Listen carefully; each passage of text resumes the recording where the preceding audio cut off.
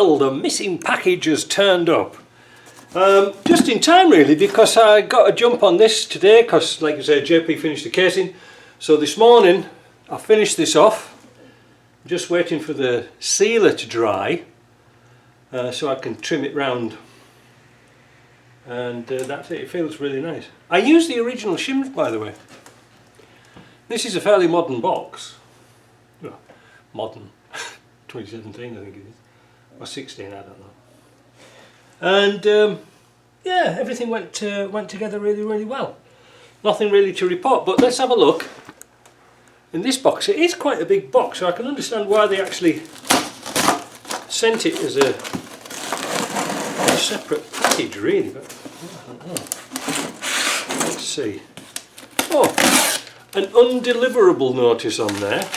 Well, that's a pack of ice for a start, because they never turned up. That's one advantage of living over your shop. You can keep your eye on who's here.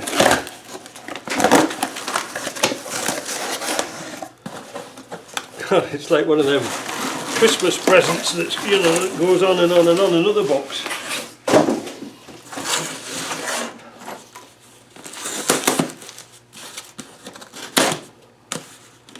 Because I hope this is the gear. Better be.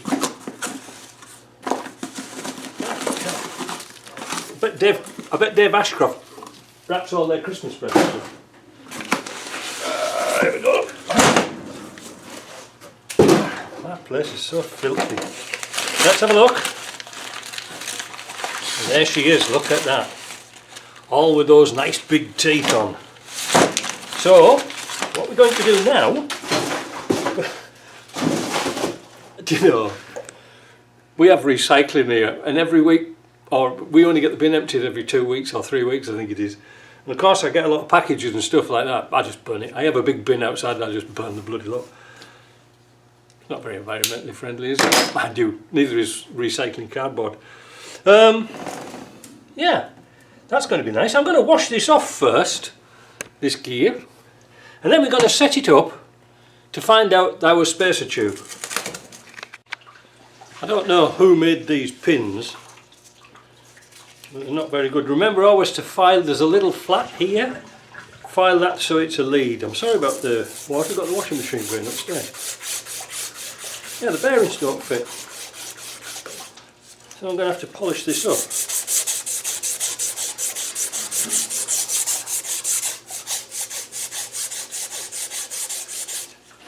Might be alright with that finish taken off. But you shouldn't really have to do this.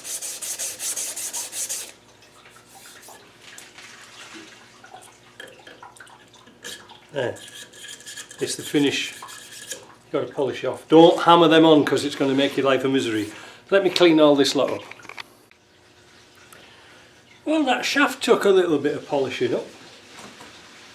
But anyway, I've got the bearings on. It's most important that you can slip the bearings on rather than hammering them in, because you've got to put that shaft, we might have to put it in a couple of times. But because we've set up the gear here on our little jig, this has got a solid bush in, so we're going to check with the original bush if it's correct. So we're going to tighten that up to 88 Newton meters. And it is great.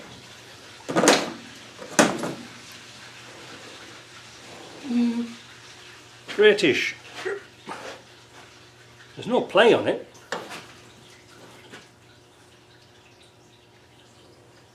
But I think it needs a shaving off it. There's no play, but there's not much resistance, not much preload on those bearings, look.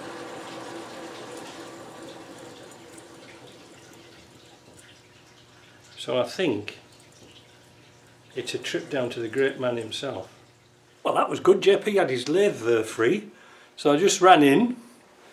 We put this in the vise of his vise. This is why we have this little setup. So we put it in his vise, turn it, and you see, look now, apart from it jumping out of my vise, that's it. It's beautiful. 2/1000 of an inch, that's all it needed.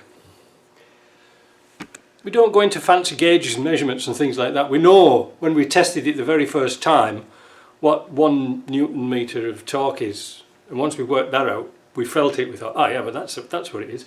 Right, so we're ready to put this in.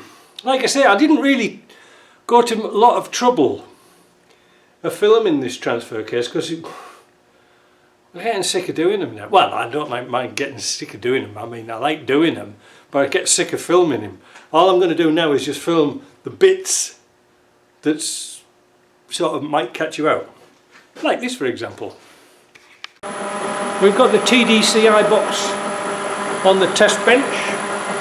I've already put the smoke tester on it and it went no problem at all. Yeah, I've got a noisy bearing at the front here. It's very difficult to support. I really could do like 2 or 3 bearings, but it seems to be all working alright. It's not overly hot. It's been on for about an hour and a half. It is full of oil, by the way. But I can see there's no leaks. I didn't think there would be. So I'm quite happy with that. And it's not all overly noisy. When you listen to it here, it's pretty damn good actually. But this piece of shaft is always noisy. I don't know why. Well, we can spin it up. But you can hear it's chattery here. That's why I just leave them around about that speed. I don't want it to fly off, you know. But that's pretty good.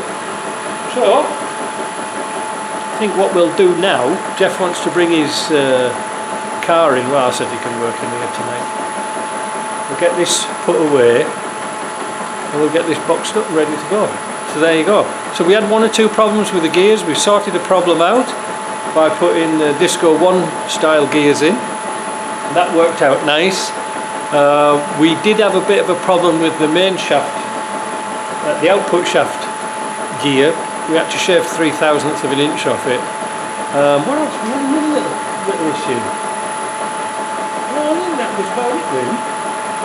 That's about it. Otherwise, tic-tac-toe.